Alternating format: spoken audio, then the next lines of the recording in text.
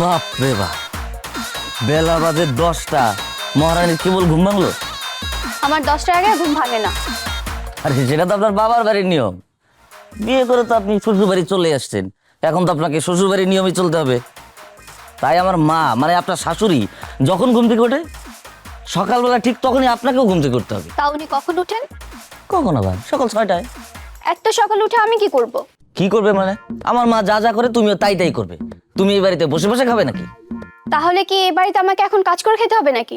আমার বাবার কি সম্পত্তি কম পড়ছে? আরে এটাকে কাজ করে খাওয়া বলে না, এটা হচ্ছে নিজের দায়িত্বটুকু নিজে বুঝে নেয়া। আমি বিয়ে করে ঘরে বউ নিয়ে আসছি, আর আমার বউ বেলা 10টা পর্যন্ত নাকে তেল দিয়ে ঘুমাবে, এটা তো হতে পারে না। আর আমার মা কি তোমাকে রান্না করে খাওয়াবে? আমি কি এই বাড়ির কাজের লোক হিসেবে আসছি নাকি? একটা কাজের লোক রাখলেই তো পারেন, তাহলে তো আর কাউকে কষ্ট করে কাজ করতে হয় না। আমরাই তো গ্রামের খেটে খাওয়া মানুষ, আমরাই অন্যের বাড়িতে কাজ করে খেয়ে বড় হলাম, আর আমরা কাজের জন্য লোক রাখবো?